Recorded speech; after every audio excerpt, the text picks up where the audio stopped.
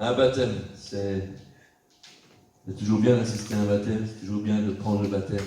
C'est toujours une occasion, le baptême, de rappeler à ceux qui savent déjà et à ceux qui le découvrent, qu'est-ce que c'est que ce baptême. C'est un baptême, comme vous le voyez, on a un baptistère, une piscine devant vous. C'est un baptême qui se pratique par immersion. Comme je disais à Patricia, tant qu'on voit des bulles, on attend. Non, je rigole. Non, c'est un baptême qui se pratique par immersion. On descend dans l'eau et on ressort de l'eau. C'est le seul baptême reconnu dans les Écritures.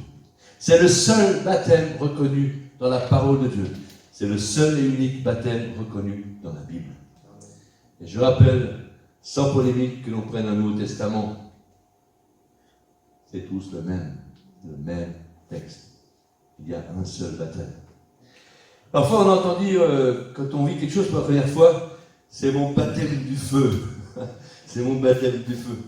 On a l'impression qu'on va prendre un baptême de l'air ou je ne sais pas quoi. On emploie souvent ce mot baptême. C'est mon baptême de l'air. C'est mon baptême. C'est quelque chose qui va se vivre pour la première fois. Je vous rassure, on ne se baptise bibliquement, selon les Écritures, qu'une seule fois. C'est clair. Dans l'évangile de Marc, au chapitre 16, on connaît tous ce passage, Marc, chapitre 16, verset 16, il est écrit que tous ceux qui croient et qui seront baptisés seront sauvés. Voilà, on n'invente rien, on prend la Bible telle qu'elle est.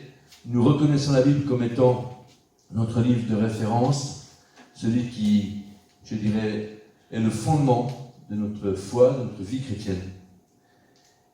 Et quelque part, on entend dire, c'est quelque part comme un peu, cette première fois, c'est un baptême du feu. C'est vrai que le Seigneur est capable de te baptiser d'eau et de te baptiser, comme il le dit dans sa parole, dans la Bible, de te baptiser de feu, du feu de son Esprit Saint.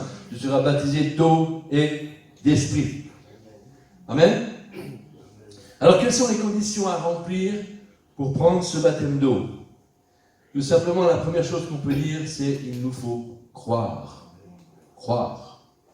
C'est ceux qui croient de tout leur cœur qui vont pouvoir passer par les eaux du baptême. Autrement dit, c'est une occasion où celui ou celle qui va passer par les eaux du baptême va pouvoir dire à tout le monde qu'il croit. Qu'il croit. On pratique sa foi en Jésus-Christ. On ne prend pas, bien sûr, le baptême par tradition, on ne prend pas le baptême parce que mes parents étaient croyants, ou entre guillemets chrétiens. Je ne l'ai pas écrit, mais je vous rappelle ce matin, aujourd'hui, qu'on a baptisé, jusqu'au début du IIIe siècle, que des adultes, selon les enseignements du Christ. La dérive vient des religions, des religieux qui ont instauré des choses. Ils ont installé à un moment donné le baptême des enfants, mais il n'y a pas besoin de faire Saint-Cyr ou des grandes écoles de théologie pour comprendre qu'un bébé sur qui on met 2 gouttes d'huile sur le front aura du mal à témoigner de sa foi. Gazouille. Et c'est bien là toute la symbolique et la puissance du baptême, c'est quelqu'un qui va témoigner publiquement de sa foi. Chaque être humain est capable librement de dire « Je crois en Jésus-Christ ». Et parce que je le crois, j'obéis à sa parole, je passe par les eaux du baptême. C'est une décision qui se prend devant Dieu et devant les hommes. C'est une décision qui va plus loin qu'une simple décision, puisqu'on pourrait vraiment parler, d'une alliance. Une alliance entre la terre et le ciel, et également une alliance entre le ciel et la terre. On peut parler véritablement d'une nouvelle alliance. Quelque chose de nouveau. Une nouvelle vie. Je crois. J'ai quelque part reçu au fond de moi comme une nouvelle vie, comme une nouvelle naissance. Une nouvelle naissance, comme on pourrait trouver dans le texte de l'évangile de Jean, chapitre 3, cet entretien avec Nicodème, qui parle d'une nouvelle naissance, un nouveau départ. Je dis souvent ça, je suis venu au monde avec 4 cartes un peu pourries, j'ai rien choisi. Et quand j'ai rencontré Jésus, c'est comme s'il avait pris ces 4 cartes-là et les a jetées. Il m'a donné 4 as. Il m'a dit, va, il n'est plus le même. Je pense à ce texte où Claude nous en parlera dimanche prochain.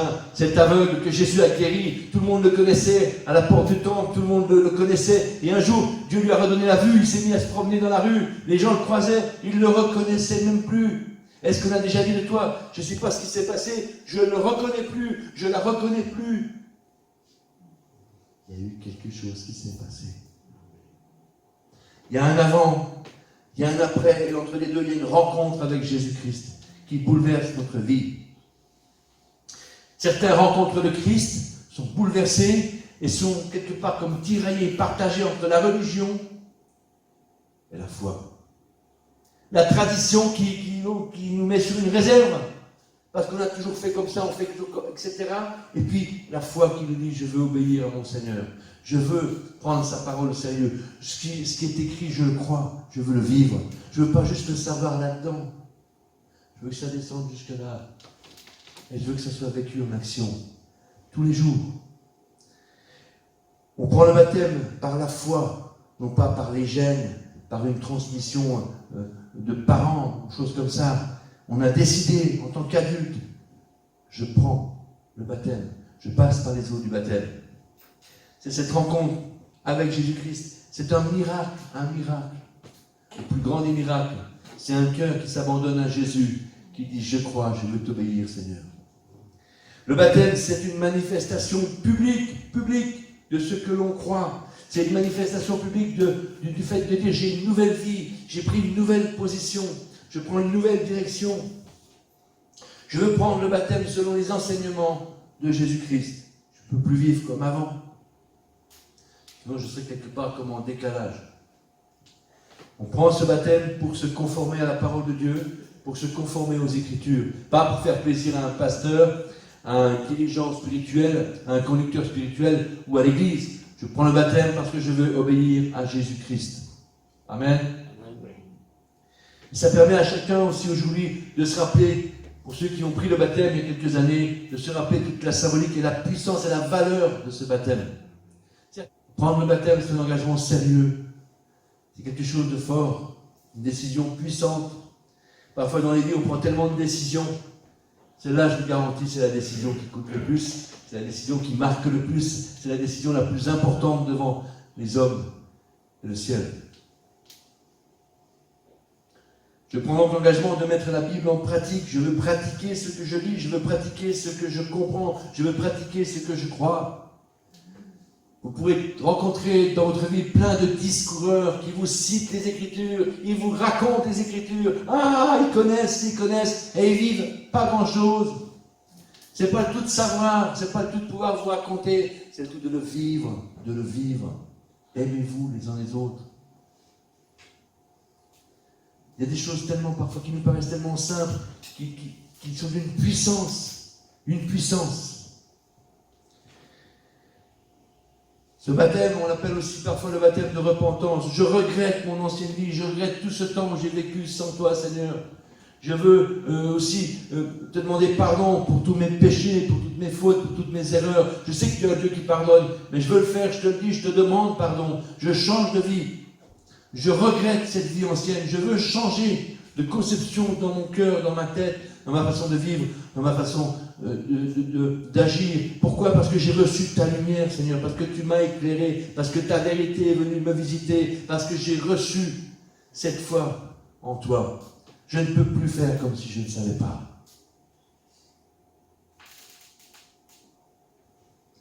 Vivre par la foi en Jésus-Christ, le considérer lui comme ce qu'il est, notre sauveur, il nous a sauvés, il est venu donner sa vie pour nous sauver. C'est donc mon sauveur, mais c'est également notre sauveur et notre Seigneur. Il ne suffit pas de considérer Jésus comme son sauveur, il faut aussi pleinement le reconnaître comme son Seigneur. Amen. Le Seigneur de notre vie. Prendre ce baptême implique aussi une solidarité avec l'Église. Je reconnais en Jésus-Christ la communauté. Je suis accueilli dans la communauté, dans l'Église de Dieu. Je ne viens pas prendre le baptême dans l'Église pour vivre un petit peu ma propre vie, mais je rentre comme étant partie intégrante du peuple de Dieu, du corps de Christ, de la famille de Dieu. Souvent on récite, je le dis souvent, notre Père qui est aux cieux. Je le dis souvent, si tu prends simplement les 2 premiers mots, si tu es capable de dire avec moi, notre Père, notre Papa, ça veut dire qu'on a le même Papa dans le ciel, ça veut dire qu'on est frères et sœurs en Jésus-Christ. Voilà ce qui se passe. C'est pas juste une prière récitée par cœur, par habitude, par tradition, ou limite par superstition. Je récite ce que je crois. Merci Papa, parce que nous avons un Papa dans le ciel. Notre Père qui est aux cieux, que ton nom soit sanctifié. Amen. On connaît tous le texte de ce premier ministre africain, l'eunuque éthiopien, dans le livre des Actes. Il est allé à Jérusalem en pèlerinage. Il a entendu ce que Jésus avait fait. Il a eu des échos de tout ce qui s'était passé. Et il ne comprend rien. Et il rencontre un chrétien sur sa route. Et il lui dit, tu vois, je suis le premier ministre d'Éthiopie, je suis quelqu'un de grand, de savant, mais là je ne comprends rien, il faut que tu m'aides, il faut que tu me dises. Et l'évangéliste va aller au-devant de lui et va lui expliquer l'évangile. Et alors, il va poser une question capitale, il va dire à cet homme de Dieu, qu'est-ce qui m'empêcherait de prendre le baptême? Qu'est-ce qui ferait que je ne pourrais pas le prendre? Qu'est-ce qu'il faut faire pour le prendre? Et l'homme de Dieu lui dira, si tu crois de tout ton cœur, tu peux prendre le baptême en Jésus-Christ. Si tu crois de tout ton cœur, tu peux être baptisé. Et ils font chemin, et là ils arrivent, ils voient un point d'eau. Et là ils s'arrêtent. Et cet homme va prendre le baptême. Parce qu'il a compris qui était Jésus, parce qu'il a réalisé. Et il ne suffit pas de comprendre simplement qui est Jésus, il nous faut comprendre qui est le Fils, qui est le Père, qui est l'Esprit. Dieu le Fils, Dieu le Père, Dieu le Saint-Esprit. Cette notion de ce Dieu, d'une puissance inégalable, ce Dieu créateur.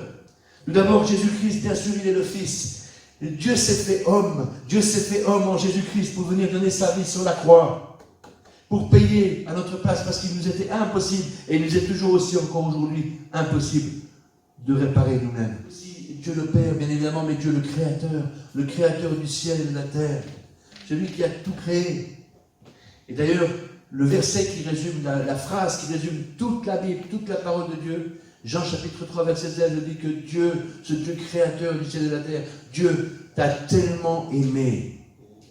Il t'a tellement aimé qu'il a donné son Fils unique, Jésus, pour que tu ne périsses point, pour que tu ne meurs pas un jour, et pour basculer un jour dans les enfers, mais pour que tu sois sauvé. Jésus a donné sa vie à ta place, pour que tu sois sauvé, pour que tu reçoives ce salut. Et si tu as reçu ça dans ton cœur, tu peux dire comme ce premier ministre éthiopien, qu'est-ce qui m'empêcherait de prendre le baptême? Il y en a qui disent, pour le baptême, je veux être parfait, je vais attendre que ça, et je t'en passe et j'en rajoute, soit réglé. Tu vas d'une part attendre longtemps. Bref, c'est pas avec tes propres forces que Dieu t'attend, c'est avec ton cœur. Je ne te demande pas d'être fort ou forte et d'être puissante dans tes actions personnelles, par la puissance de la chair, mais par la puissance de ton cœur, par la puissance de ta foi. Ce que tu crois fera la différence. Dieu s'est fait homme en Jésus-Christ. Il a donné sa vie. Il est ressuscité au 3e jour. Il est vivant. Il est remonté auprès du Père. On appelle cela l'ascension. Et qu'est-ce qu'il fait à ce moment-là? Il envoie sur la terre à tous ceux qui croient son Esprit Saint. Dieu le Père, Dieu le Fils, Dieu le Saint-Esprit. Le Saint-Esprit qui est là pour conduire nos vies, pour conduire ta vie, pour nous bénir, nous reprendre, nous diriger, nous aider, pour nous conduire dans la vérité.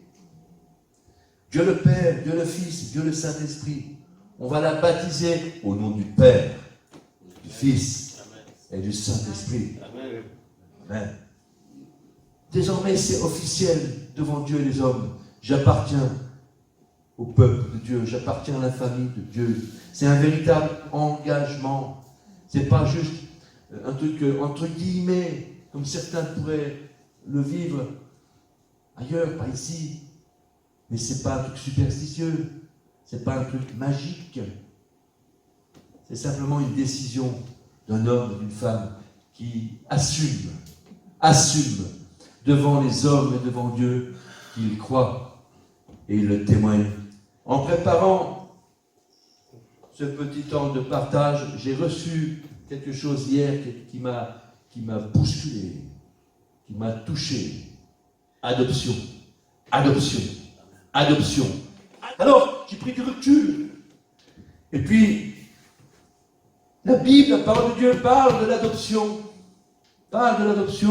Elle dit que, quelque part, elle traite même ce sujet d'une manière merveilleuse. Sur un plan divin, l'adoption est un miracle. Quelqu'un qui est adopté, c'est quelqu'un qui a été abandonné. Tu ne peux pas adopter quelqu'un qui n'a pas été abandonné. Lorsque Dieu nous adopte, c'est parce que quelque part nous étions abandonnés, séparés de lui. Il y a une parole qui dit que certains vivent comme des brebis perdues qui n'ont même plus de berger, sont égarés, séparés, perdus, abandonnés. Lorsque Jésus va monter sur la croix, il sera à un moment donné abandonné de tous. Il portera à ta place. Pas parce qu'il est 100% Dieu, mais en tant qu'homme, dans toutes les souffrances humaines, il portera à ta place. Il criera, mon Dieu, pourquoi m'as-tu abandonné? À ce moment-là, il paye le prix à ta place. Dieu est un Dieu qui aime, un Dieu qui pose son regard sur ceux qui se sentent abandonnés, sur ceux qui se sentent au bout du rouleau, qui ne trouvent plus le repère, parce que Dieu est un Dieu qui aime. Et c'est clairement ici le miracle. Lorsque Dieu parle dans le Nouveau Testament d'adoption, c'est un miracle puissant. C'est le miracle d'une nouvelle naissance, comme on pourrait le découvrir, je vous le disais tout à l'heure, dans l'évangile de Jean, au chapitre 3. Adoptés, nous étions quelque part, oui, abandonnés de Dieu. Il y a véritablement, encore une fois, un avant et un après. Et entre les deux, il y a cette rencontre avec le Christ. Cette rencontre. Il y a ce temps où chacun et chacune, tous ceux qui croient, abandonnent leur cœur à Jésus par la foi. En mettant quelque part toute notre confiance en Jésus-Christ et en lui seul. Je rappelle encore aujourd'hui qu'il n'y a pas d'autre nom donné sous le soleil parmi les hommes par lequel nous devions être sauvés, hormis Jésus-Christ. Jésus-Christ. Personne d'autre ne te sauvera.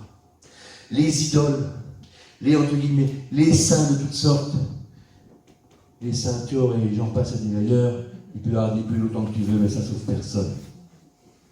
Jésus-Christ. Dieu nous dit que nous devenons, dans ce processus, membres de la famille de Dieu. Ce n'est pas quelque chose d'une conception humaine, c'est créé par l'adoption, parce que Dieu nous adopte. Dans l'Épître aux Romains, chapitre 8, verset 15, il est écrit ceci: « Et vous n'avez pas reçu un esprit d'esclavage pour être encore dans la crainte. Vous n'avez pas reçu un esprit d'esclavage pour être dans la crainte, mais vous avez reçu un esprit d'adoption par lequel nous crions Abba Père. Abba Père. Notre papa qui est dans le ciel. Papa. C'est pour ça, parce que j'ai un papa dans le ciel qui m'a adopté, que je peux dire, mon papa, toi qui es aux cieux, toi qui es dans le ciel, que ton nom soit sanctifié, que ta volonté soit faite. Amen. Pareillement, recevoir quelqu'un dans sa famille en l'adoptant, ça aussi c'est un choix d'amour, et c'est le choix d'amour que Dieu fait parce qu'il nous reçoit dans sa famille, parce que Dieu nous aime. Il est écrit en Éphésiens chapitre 1 verset 5, Jésus ce Dieu Tout-Puissant nous a prédestinés. Il nous a prédestinés à être ses enfants adoptifs par Jésus-Christ. C'est ce qu'il a voulu dans sa bienveillance. Le baptême est la manifestation publique de ce miracle. Dieu t'accueille dans l'Église et l'Église t'accueille dans la famille de Dieu. Je pensais à cette petite histoire. Un jour, on a appelé le grand musicien Beethoven dans une situation particulière. Un ami de Beethoven a perdu son fils. Cet ami était bien sûr attristé. Et Beethoven, vous savez que Beethoven avait un véritable problème de communication, il était sourd. Pour quelqu'un qui n'entend pas, c'est extrêmement compliqué pour communiquer, c'est difficile. Et Beethoven aimait particulièrement son ami, il a appris la mauvaise nouvelle et il tournait en rond, il ne savait pas du tout comment il allait faire, qu'est-ce qu'il va leur dire, comment il va faire, lui qui a des problèmes de communication. Alors il est allé voir son ami, et dans le salon de son ami, il y avait un piano. Alors il s'est mis au piano, et pendant plus de 30 minutes, il n'a rien dit. Il a joué du piano. Puis il est parti, et quelques semaines plus tard, son ami a témoigné. Il a dit, tu sais, lors de cette difficile épreuve, la visite qui m'a fait le plus de bien, c'est celle de Beethoven. Ah, il m'a rien dit, mais il était là, présent, de tout son cœur, en action, présent. C'est pas forcément ce que tu dis, c'est ce que tu fais qui aura le plus de poids. Amen.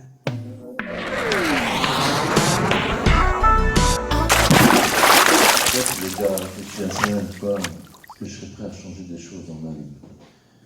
Souvent, on grandit, on est quelque part un petit peu formaté par le milieu dans lequel on grandit, par les idées qui se véhiculent, et puis on adopte plein d'idées, et on ne pense pas souvent, on se dit, tiens, est-ce que je pourrais me remettre en question? Et pourtant, c'est toujours possible. C'est toujours possible.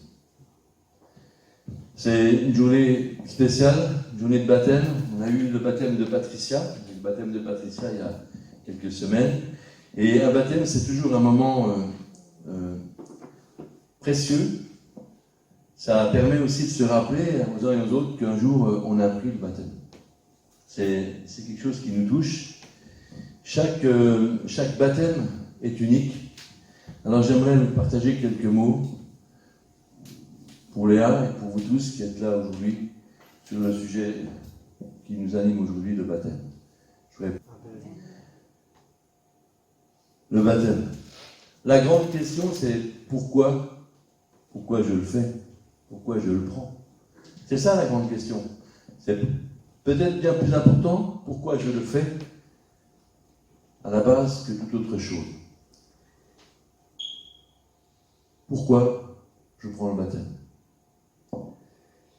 En même temps, j'ai envie de dire avec beaucoup d'humour et de tranquillité à ceux qui ne l'ont pas encore pris, pourquoi je ne l'ai pas encore pris? Pourquoi je ne le fais pas? Souvent, on voit des choses autour de nous, on voit des choses, on pourrait dire, mais pourquoi je ne le fais pas? Hein? Moi, je dis souvent avec beaucoup d'humour aussi qu'il y a quelques décennies, ceux qui n'allaient pas à l'église, ils étaient un peu louches, et aujourd'hui, on vit dans une époque un peu particulière où c'est ceux qui y vont qui parfois semblent louches. Certains diraient c'est une secte, c'est un drôle de truc. En fait, c'est simplement une église protestante évangélique qui date de la Réforme. Un jour où Martin Luther a osé braver les plus grandes autorités pour dire ce que vous racontez, c'est pas tout à fait la vérité. Il s'est mis tout le monde à dos, l'église a été coupée en deux, il y a eu les catholiques, les protestants, etc. Je ne vous fais pas l'histoire, vous êtes capables tous de retrouver cela. Et ce qui est fou, c'est qu'en 2020, certains pourraient encore penser c'est une secte. Depuis le 15e siècle, il y a des protestants évangéliques, ça fait un peu parfois rire. Mais c'est comme ça. Moi, je suis né dans une famille catholique. Jusqu'à, je dirais, une vingtaine d'années, je vivais ce qu'on m'avait enseigné. Je croyais ce qu'on m'avait enseigné. Puis un jour, j'ai ouvert la Bible, et là, je suis tombé par terre. J'ai ouvert la Bible, et je me suis dit, waouh, quel décalage. Entre la religion, entre la tradition, et l'Écriture. Et je disais, il n'y a pas si longtemps encore ici, que vous preniez un Nouveau Testament catholique, un Nouveau Testament protestant, un Nouveau Testament évangélique, un Nouveau Testament réformé, c'est le même texte, c'est les mêmes mots. Intéressant. C'est comme un code de la route, quand il dit tu passes au feu vert, c'est pas la peine de vouloir passer au feu rouge, et c'est pour tout le monde pareil. Ce qui est écrit, c'est pour tout le monde. Le baptême d'eau, c'est un engagement, c'est quelque chose de fort. On va prendre ce baptême d'eau par obéissance aux Écritures. Et je peux vous dire qu'au niveau de l'histoire, parce que c'est toujours intéressant de mettre un rétroviseur et de savoir d'où on vient. L'homme d'aujourd'hui, la femme d'aujourd'hui, elle est toujours foncée devant, mais on oublie parfois de regarder un peu ce qui s'est passé avant, ce qui est souvent le pourquoi des choses. Et il faut savoir que jusqu'au IIIe siècle, on ne baptisait, selon les enseignements de Jésus-Christ, que des adultes. Pendant 3 siècles, on n'a baptisé que des adultes. Et puis, c'est vers le début du IIIe siècle que toutes sortes d'hérésies, de choses ont été rajoutées dans la religion, qui ont été créées par les hommes, qui ont été posées, et puis qui ont pris forme, qui se sont installées. Alors, elles se faisaient chez nos arrière-grands-papas, et puis après jusqu'à arriver aujourd'hui. Et puis, à un moment donné, on dit on a toujours fait comme ça, c'est comme ça qu'on fait.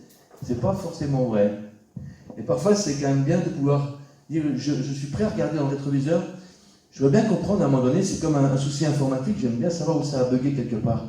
Il y a quelque chose qui fait que la trajectoire a comme été modifiée, alors qu'à tout moment, on peut revenir dans la bonne trajectoire.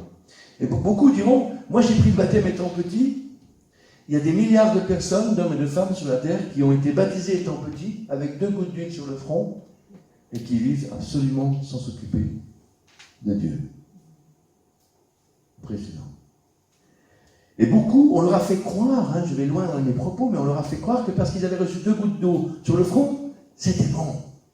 Et beaucoup l'ont fait parce que vous savez, un bébé, si jamais il arrive quelque chose, il n'ira pas au ciel. C'est marrant, les gens ne vivent pas avec Dieu, mais ils croient au ciel. Il y a parfois des décalages. Et on a instauré ça, et c'est devenu la tradition, et c'est ce qui se pratique encore beaucoup aujourd'hui, et on pense que tout roule. Eh bien, je peux dire avec simplicité ce matin que malgré la tradition, même si pour beaucoup elle a pris la place de la vérité, ne peut pas remplacer la vérité. La tradition ne peut pas prendre la place des Écritures.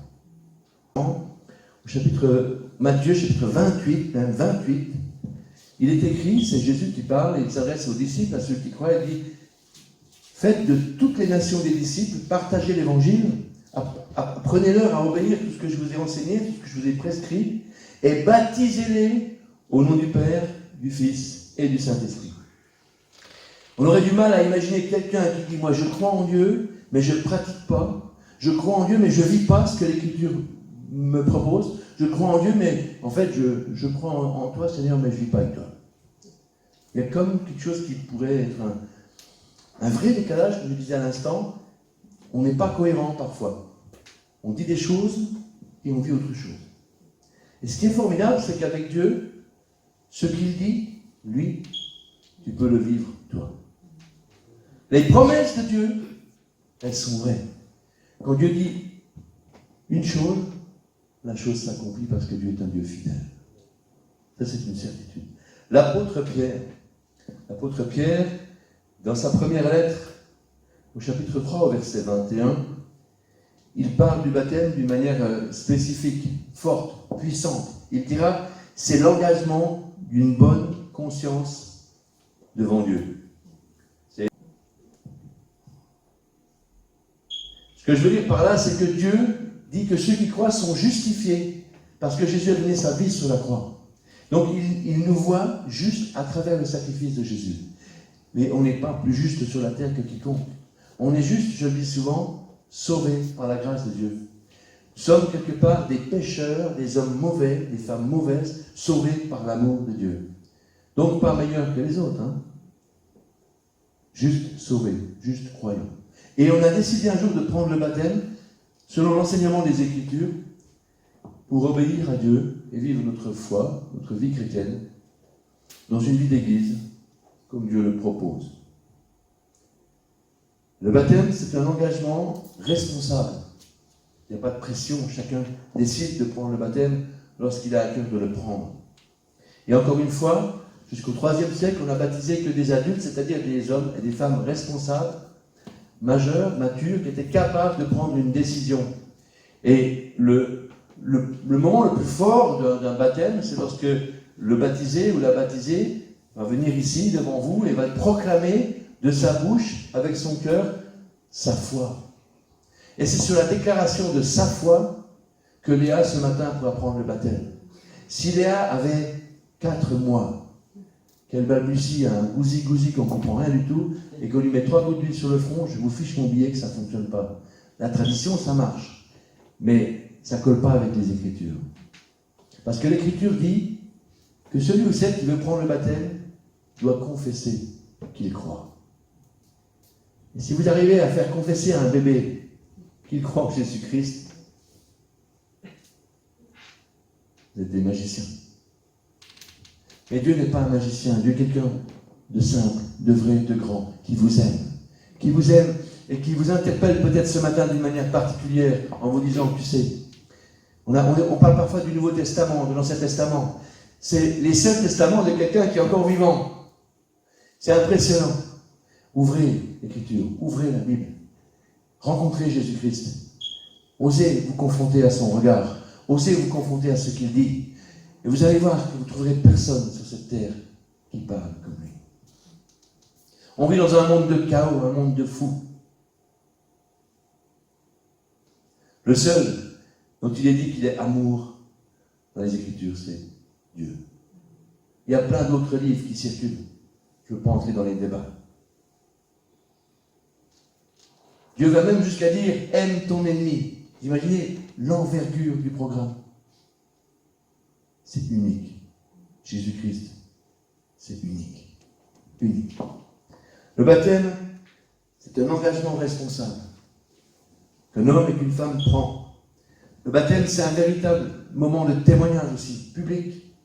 Quelque part, quand je prends le baptême, je proclame devant tous, devant Dieu et les hommes, devant l'Église, que je crois en Jésus-Christ et que je veux vivre en tenant compte de lui. C'est clair. Dans le livre des Actes, dans le Nouveau Testament, au chapitre 19, au verset 19 et 20, il est écrit ceci. Plusieurs de ceux qui avaient cru venaient avouer, confesser, déclarer ce qu'ils avaient fait. Ils n'ont pas tous fait. Il ajoute même, et un certain nombre, c'est clair qu'ils n'ont pas tous fait, mais beaucoup l'ont fait. Un certain nombre de ceux qui avaient exercé les arts magiques, la sorcellerie, la magie, brûlèrent leurs vieux livres. Ils ont tout détruit. Vous savez, je n'ai pas peur de vous dire qu'il y a 40 ans, j'étais un sorcier. Quelqu'un qui vivait dans le mal, dans des choses mauvaises, un jeteur de sorts. Le premier que je rencontrais qui me faisait un sourire un petit peu tordu, je faisais sécher toute boue. Je marchais avec le diable. Et puis un jour, on a eu une séance, un soir, très mal tournée. Alors bien sûr, dans ce genre de choses, vous savez, on monte dans les niveaux. Hein, les enfants? Au début, on fait tourner des verres sur une table. On prend ça comme un jeu. Puis un jour, il y a une séance qui tourne mal. Et puis on s'amusait comme ça. On discutait, se disant avec les morts. Et puis un jour, on s'est dit, et si ça marchait avec les vivants? Si je pouvais violer la conscience de quelqu'un qui est à 5000 km par certaines techniques, waouh! Et on s'aperçoit que ça fonctionne. Et on tremble dans des choses folles. Et je vais dans les librairies spécialisées, dans les arrière-boutiques, chercher des bouquins de toutes sortes. J'ai peur de rien, ni de la mort, ni de personne. J'ai 20 ans. Et un jour, je croise un sorcier, j'ai le dos trempé. Celui-là m'a fait peur. Et puis on continue à avancer dans ces choses-là. Et un jour, il y a une séance, comme je vous disais, qui tourne alors très très mal. Et je décide de tout arrêter. Et là, toutes ces choses avec lesquelles on jouait se retournent contre nous. Et à la maison, on habitait, les meubles se déplaçaient, les portes s'ouvraient, les lumières s'allumaient. On était agressés par des choses qu'on ne voyait pas. À un tel point qu'à un moment donné, je me suis dit, je vais me suicider, c'est la seule porte de sortie qui me reste. Et une voix que je ne connaissais pas encore, parlait au-dedans de moi et disait, il n'y a que Dieu qui peut te sortir de là. Il n'y a que Dieu qui peut te sortir de là. Et je me suis dit, mais où est-ce que vous voulez que je trouve Dieu? Donc j'ai pris rendez-vous avec l'abbé Munier à Baccarat à l'époque. Monsieur le curé, je me suis dit, lui, il va me parler de Dieu, c'est sûr. Ah, il m'a reçu. Je vous abrège l'histoire, il m'a reçu. Il m'a ouvert une Bible. Il m'a dit, regarde, c'est une des dernières paroles de Jésus. Il est écrit ceci, c'est Jésus qui parle. Il dit, voici, je me tiens à la porte et je frappe. J'ai dit, je ne comprends rien du tout. Il me dit, si, il est écrit, je me tiens à la porte et je frappe. Quiconque entend ma voix et ouvre la porte, j'entrerai chez lui, je souperai avec lui et lui avec moi. Et je dis au prêtre, mais je ne comprends rien. Il me dit, c'est simple. Jésus frappe à la porte de ton cœur. Si tu ouvres ton cœur, Jésus, il vient en toi. Et Jésus est plus grand que tous les mauvais esprits que tu as pu consulter jusqu'à présent. Et lui, il fait le ménage dans ta vie. Et il te donne une vie nouvelle. Et moi, je lui dis, je veux ça. Et il me répond, parce que tu le veux, tu l'as reçu. Je suis rentré à la maison. 35 minutes plus tard. Plus rien. Le calme plat. Libéré. Délivré. Et les gens, les sorciers que je connaissais, quand je approchais, ils se sauvaient en courant. Une semaine plus tard, j'ai rencontré une église évangélique. Et ça fait 40 ans que je sers Dieu. Il a changé ma vie. Et j'ai pris le baptême un jour, comme beaucoup d'entre nous. Parce que Dieu est vivant. Dieu, c'est pas une tradition. Dieu, c'est pas des dogmes. Dieu, c'est pas une espèce d'idole qu'on adore comme ça, ou c'est pas quelqu'un où on vient lui allumer une bougie quand ça va pas. Dieu, il vit dans notre cœur. Il est ressuscité, vivant, il est réel. Et il est plus grand que tous les diabolus que tu peux ou que tu pourrais fréquenter. C'est impressionnant. Impressionnant. Et dans la Bible, ces hommes et ces femmes-là qui ont rencontré Jésus, ils sont venus brûler tous leurs vieux livres. Ils ont dit, c'est fini. Je ne veux plus vivre comme avant. Je ne veux plus vivre comme si je ne savais pas. Attends que tu ne sais pas. Je ne veux plus vivre comme si je ne savais pas. Je veux vivre en tenant compte de la parole de Dieu. Il y a une véritable rupture entre le passé et la nouvelle vie. Vous voyez, on ne va pas adapter notre vie avec Dieu, avec nos vieux trucs.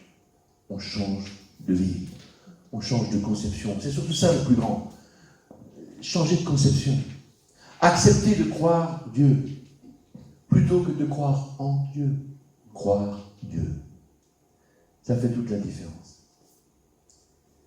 Et parfois, on entend parler de conversion. C'est ça, quelqu'un qui change de vie, qui reçoit le Seigneur dans son cœur, c'est une conversion. C'est comme avant, on comptait avec les francs, aujourd'hui, on comptait avec l'euro. Pas difficile à comprendre ça.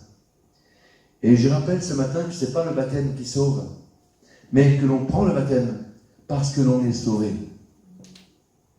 Quand Jésus donne sa vie sur la croix, il le fait pour chacun et chacune d'entre nous. Parce que par nous-mêmes, on ne pouvait pas entrer au ciel. Par nous-mêmes, on ne pouvait pas se sauver tout seul. Ce n'est pas possible. Donc il s'est sacrifié, lui, il a payé à notre place. Il a payé à notre place pour tout ce qui nous séparait de lui. Et pour tous ceux qui croient ça, qui acceptent de croire ça, Jésus dit, tu as la vie éternelle, tu es sauvé. Et parce que tu es sauvé, tu prends le baptême. Et c'est un acte fort. Le baptisé ou la baptisée en Jésus-Christ, quelque part, s'associe au corps de Christ, au corps des croyants, à l'Église. C'est quelque chose de très très fort. Le baptême se prend comme une déclaration devant toutes les autorités, devant toutes les puissances, devant la terre entière, devant les hommes, les femmes, et devant l'Église et devant Dieu. Et l'Église, c'est pareil, l'Église va quelque part, en validant ce baptême, en acceptant de procéder au baptême, l'Église accueille celui et celle qui croit. Il serait difficile de croire en Christ, en Jésus-Christ, sans fréquenter l'Église. Alors bien sûr, beaucoup pensent encore aujourd'hui que l'Église c'est un lieu poussiéreux, avec plein de statues partout, tu vois, un endroit froid, où on rigole surtout pas. Un lieu austère. C'est tout sauf ça. L'Église, c'est un lieu de vie. L'église, c'est pas un bâtiment déjà. Vous voyez? Dieu nous apprend que l'église, c'est pas un bâtiment, l'église, c'est ceux qui croient. Et ceux qui croient, l'église se réunit dans un bâtiment. Ça fait une sacrée différence. Bien sûr, entre tout ce qu'on a pu nous enseigner, vous raconter, ah oui, si on en reste à ça, parfois, on en reste à ça. Mais je veux vraiment inviter ce matin, tous ceux et celles qui ne lisent pas la Bible, on vous en offre une si vous voulez, à ouvrir l'Écriture et à vous rendre compte par vous-même, par toi-même, face à face avec Dieu. Il y avait un homme dans la Bible, il s'appelait Jonas. C'était un chanton du bras de fer. Il a résisté à Dieu longtemps. Il n'a pas gagné. Quel est l'homme qui pourrait lutter contre le Créateur du ciel et de la terre? C'est pas possible.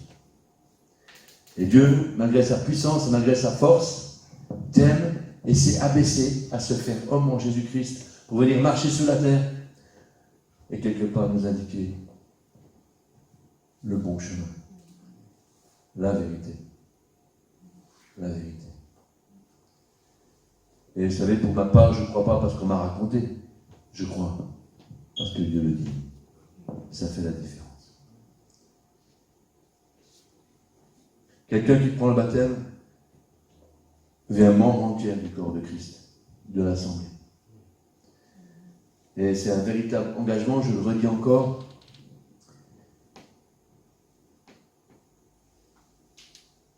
Et qui est là aussi pour encourager ceux et celles qui ont oublié leur engagement peut-être.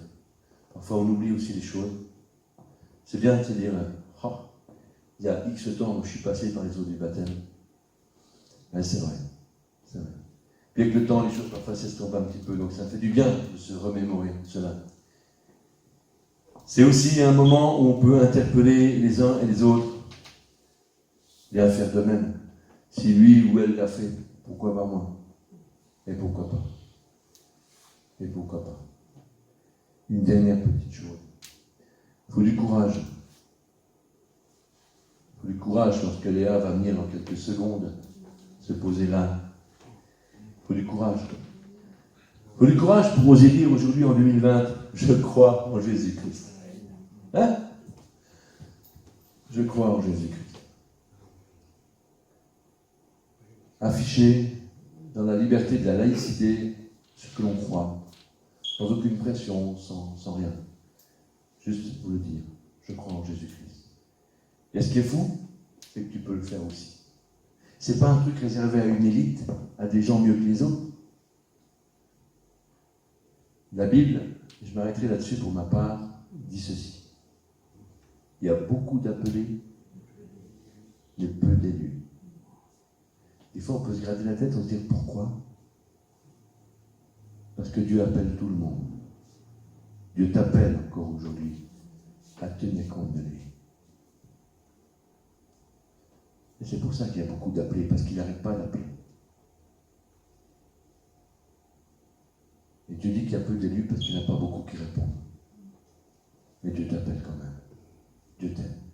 Et au dernier jour de tes jours, personne n'aura d'excuse pour dire il ne m'a pas appelé. Si. Dieu appelle. Dieu appelle encore. Moi, je vais faire plus simple, je vais appeler Léa. Viens, Léa. Bonjour, je vais lire mon témoignage. Quand j'étais petite, je croyais en Dieu. Je priais quelquefois et je lisais une Bible illustrée d'images. En grandissant, j'ai tout arrêté. De nombreux événements ont fait que je me suis sentie délaissée par Dieu. Je n'avais plus confiance en quiconque, je me pensais incomprise et seule, mais je voulais être aimée de tous, même s'il fallait faire semblant. Avoir tout ce que je voulais avoir. Alors j'ai entendu parler du diable et je me suis tournée vers lui. Totalement influencée, je me suis mise à l'adorer et à dénigrer le Seigneur Dieu. Au début, cela fonctionnait, je pouvais voir des choses, je pouvais les provoquer. Puis peu à peu, j'ai commencé à changer, à penser des choses horribles tout le temps pour quiconque me parlait, à détester l'être humain. Je pensais qu'ils étaient une abomination. Je tombais souvent malade, j'étais souvent fatiguée. Je restais au lit tout le temps, je ne pouvais plus en sortir. Je ne voulais plus voir aucun humain. Quand j'y étais forcée, je faisais des crises d'hystérie, j'angoissais et je voulais que tout le monde autour de moi s'écroule. Je refusais encore et encore d'ouvrir les yeux. Je voyais ma mère changer et devenir quelqu'un de meilleur, mais je me disais qu'elle était juste folle, car elle disait que c'était grâce au Seigneur. Pourtant, quand je me sentais mal, c'était le Seigneur lui-même qui me soignait. Puis, un jour, j'ai commencé à accepter cela et j'ai réalisé que ce que j'étais devenue, ce n'était pas moi, que j'avais toujours été contrôlée par quelque chose de mauvais qui voulait me détruire et détruire les autres, mais qu'à chaque fois, c'était la prière qui me sauvait. J'étais maintenant prête à en finir avec ces choses, mais je me disais que Dieu ne voudrait pas de moi, parce que j'avais fait des choses horribles, et que c'était trop tard pour moi, que je ne méritais peut-être pas son pardon, mais c'est tout le contraire qui s'est passé. Dieu m'a pardonné, il m'a montré que je pouvais recommencer avec lui à mes côtés. Alors j'ai accepté et j'ai doucement repris ma vie en main.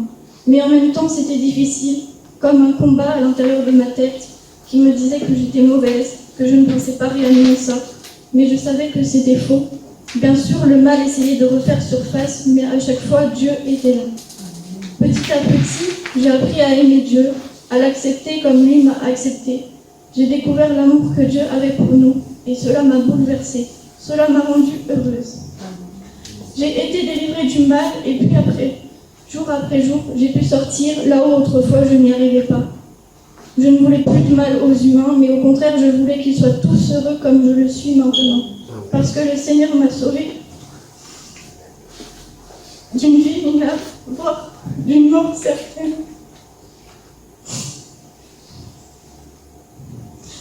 Il m'a sauvée de toutes mes mauvaises pensées et de cette vie enchaînée que j'étais en train de mener autrefois.